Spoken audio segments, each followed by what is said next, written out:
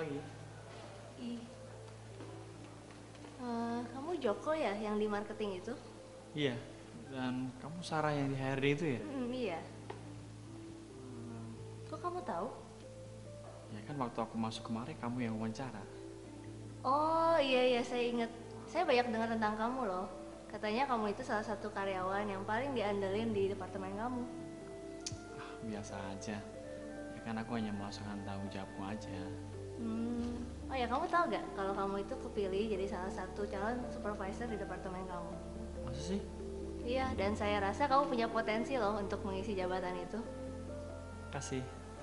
Iya, sama-sama. Jok, kalau gue jadi lo Jok, gue sih mikir kagak bakalan dapetin dia Jok. Apaan sih? Aduh, dia tuh kelasnya terlalu tinggi buat lu. Lu pasti kagak bakalan dapetin dia deh. Percaya deh.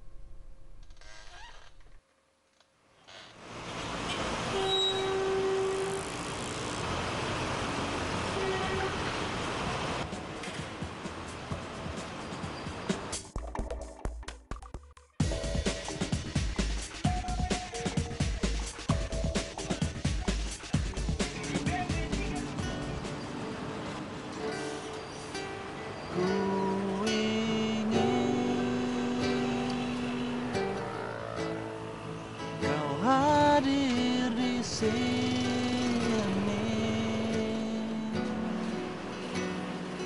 temani jiwaku yang sepi.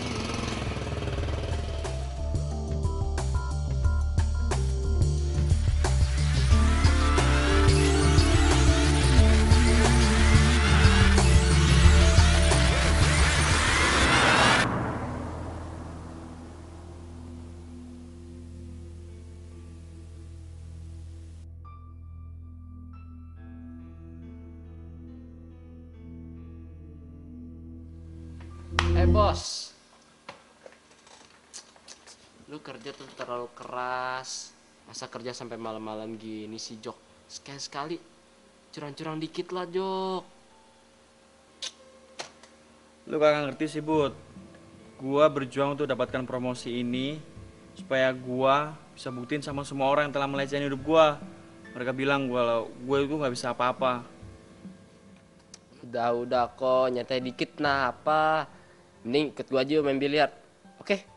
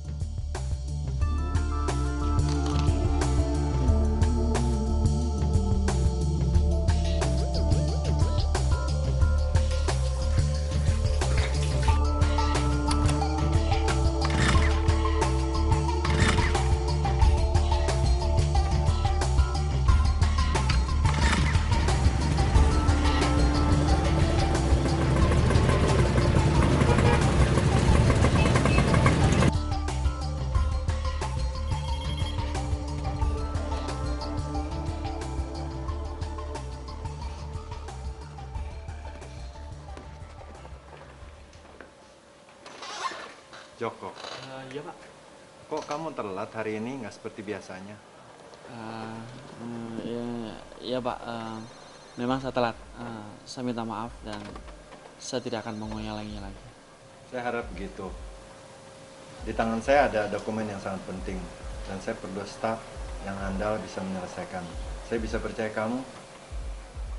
Saya tahu saya bisa percayakan kamu.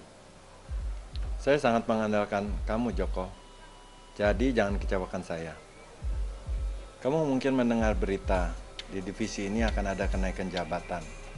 Jadi coba kamu selesaikan tugas ini tepat waktu, oke? Iya pak. Saya bisa dipercaya dan saya siap mengerjakannya. Saya mau lihat dokumen ini ada di meja saya besok jam 8. Oke, ingat ini penting.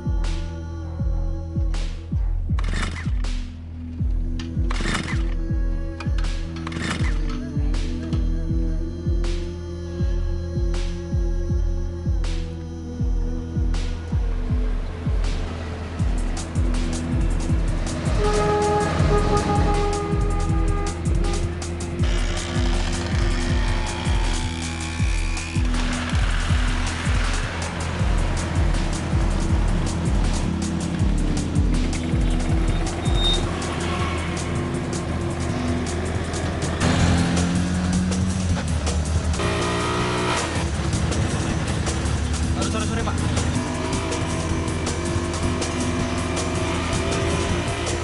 Aku tuh depan situ aja pak.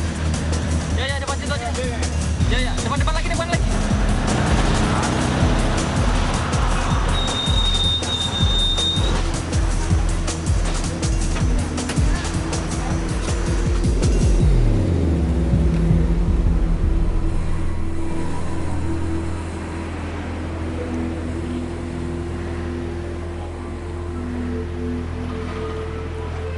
Weh copet.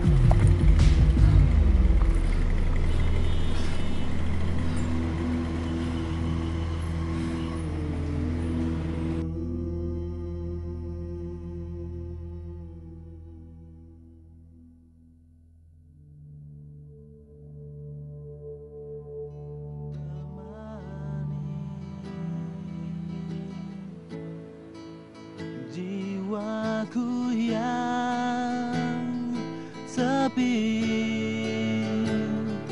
di saat ku ditinggalkan manusia, kau selalu ada menemaniku. Itu lagu apa sih yang lo nyanyiin? Lagu ini gue ciptain buat ngingetin gue kalau walaupun semua orang ninggalin gue, ada satu pribadi yang selalu nemanin gue, ngeliat gue, gak pernah ninggalin gue. yang sangat mengasihi gue. Maksud lo nyokap lo? Itu pacar lo? Bukan. Lebih dari yang lo bilang itu. Ada satu pribadi yang jauh lebih besar dari itu. Siapa? Coba lo lihat sekeliling lo. Semua kehidupan di sini, di dunia ini, dia yang nyiptain. Maksud lo Tuhan? Yep. Kalau emang Tuhan yang lo maksud kayaknya dia udah lama deh ninggalin gue. Itu nggak bener. Tuhan tuh mengasihi lu. Dia nggak pernah ninggalin hidup lu. Dia selalu ada buat lu. Gua? Lu tuh nggak tahu apa-apa tentang hidup gua. Kalau emang Tuhan mengasihi gua, gimana hidup gua jadi nggak jelas seperti ini? Bukan kehendak Tuhan buat ngecilin hidup lo. Dia tuh ngemudahin hidup lu karena dia sayang sama lu. Gue sih pengen percaya apa yang lo omongin. Tapi kenyataannya kayaknya Tuhan udah males sih sayang sama gue. Itu nggak benar. Tuhan sama ngasihi lu lebih dari yang lo bisa bayangin, lebih yang bisa lo perkirakan.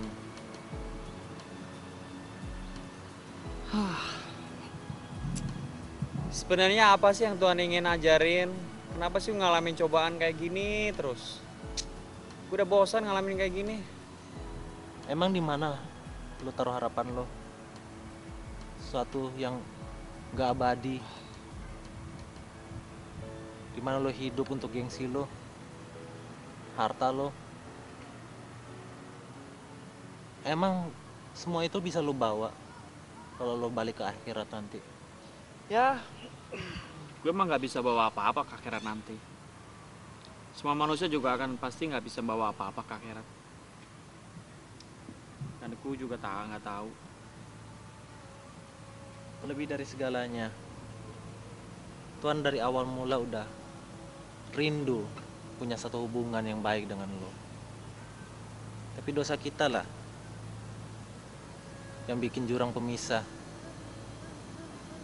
antara dia dengan kita. Dan dengan kebenaran kita sendiri, kita nggak bisa nyebrangin jurang itu. Terus dengan gitu gue nggak ada harapan dong datang ke Tuhan. Nggak. Semua orang punya harapan. Gue punya satu cerita. Ada dua saudara kembar. Mereka sangat mirip sekali. Tapi mereka punya kepribadian yang sangat-sangat berbeda. Yang satu begitu nakal, begitu malas. Tapi yang satunya lagi begitu pintar dan begitu rajin. Dan ketika mereka menjadi besar, yang nakal ini menjadi seorang gangster yang terkenal. Bahkan jadi ketua gangster. Dia banyak membunuh, merampok. Sedangkan sang kakak, dia menjadi seorang hakim. Hakim yang begitu terkenal di kota itu. Tahu nggak? Satu ketika sang adik tertangkap dan akan diadili. Dan ternyata yang mengadilinya adalah kakaknya. Seluruh kota gempar. Mereka bingung. Mereka banyak bertanya apa yang akan dilakukan sang kakak. Apakah dia akan meringankan atau membantu adiknya, atau dia akan tetap melakukan pengadilan yang adil dan menghukum mati adiknya.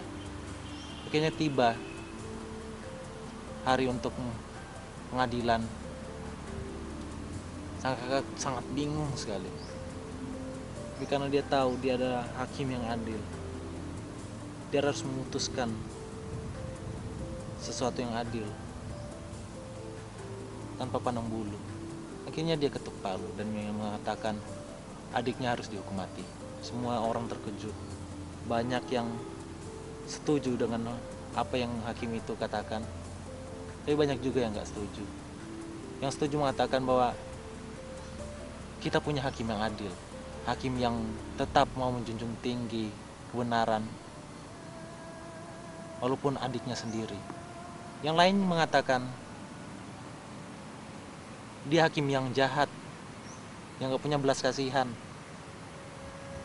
adiknya sendiri pun dia nggak mau menolong. Pada malam sebelum adiknya dihukum, sang kakak, sang hakim ini datang ke penjara. Ketika itu adiknya melihat adiknya begitu marah, begitu membenci kakaknya. Tapi kakaknya mengatakan, "Adik, cepat buka bajumu." Walaupun adiknya sangat bingung, tapi adiknya tetap menuruti juga. Akhirnya mereka berganti baju, bertukar. Sang hakim menjadi orang yang jahat, sedangkan adiknya yang jahat ini berpakaian seperti hakim. Adiknya bertanya, "Kenapa kak? Kenapa kak mau melakukan hal ini?" Sang kakaknya mengatakan, "Karena cuma ini satu-satunya jalan agar kamu bisa lepas dari hukuman mati." Ketika itu adiknya menangis dan adiknya pergi. Keesokan harinya sang hakim yang sudah berpakaian seperti penjahat ini dihukum mati. Dan semua orang tahu bahwa yang dihukum mati adalah sang adik. Tapi ternyata sang kakak lah yang mati, menggantikan posisi adiknya. Itulah yang Isa lakukan buat kita. Orang mengira dia mati karena dosanya, tapi sebenarnya dia mati buat dosa kita. Dia menggantikan posisi kita. Pertanyaannya, apakah lo percaya dia mati buat lo? Dia Allah yang adil. Dia nggak bisa ngurangin hukuman lo karena koneksi. Karena dia hakim yang adil. Kita orang berdosa tetap harus dihukum mati. Tapi karena dia sangat mengasihi kita, dia mau menggantikan posisi kita. Dia mau dihukum mati agar kita dibebaskan. Karena dia sangat mengasihi kita. Tahu nggak kenapa? Karena lu sangat berharga di matanya. Berarti gue masih punya harapan dong. Harapan itu selalu ada. Tinggal keputusan lu. Lu mau ngambil harapan itu atau enggak. Itu terserah lu.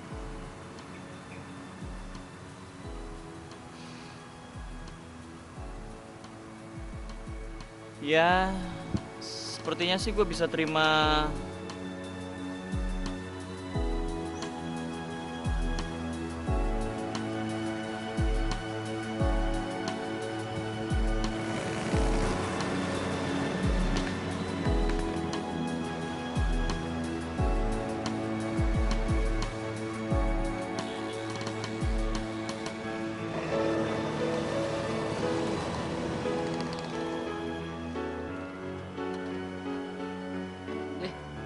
Udah telat, senyum-senyum lagi. Kenapa lo, Jok? Ini panjang deh. Tas lo mana? Jambret.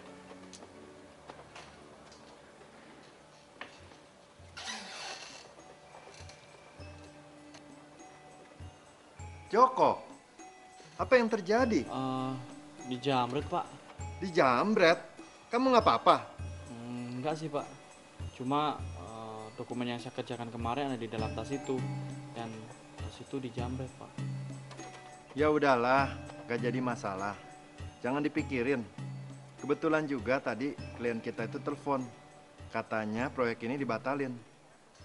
Kamu seharusnya bersyukur Joko, masih diberi hidup sama Tuhan. Ya udah, sekarang kamu pulang aja dan istirahat di rumah. Oh iya, besok jangan lupa kamu datang jam 8 tepat waktu ya. Karena ada training untuk posisi baru kamu.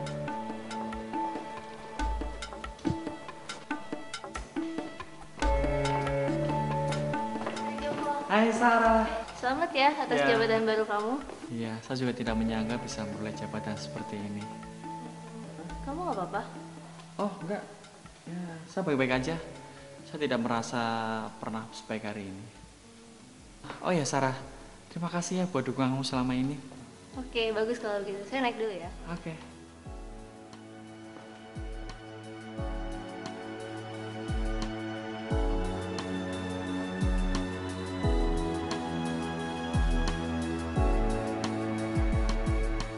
Memang sulit untuk melihat dengan mata yang penuh kasih. Kalau kita melihatnya dengan sudut pandang kita yang kurang sempurna. Tapi kalau kita melihat dari kacamata Tuhan, kita bisa melihat dengan jelas nilai-nilai dari setiap orang. Harapan, impian, ketakutan, dan kasih daripada setiap orang. Setiap manusia diciptakan oleh Tuhan menurut rencana dan kasih-Nya.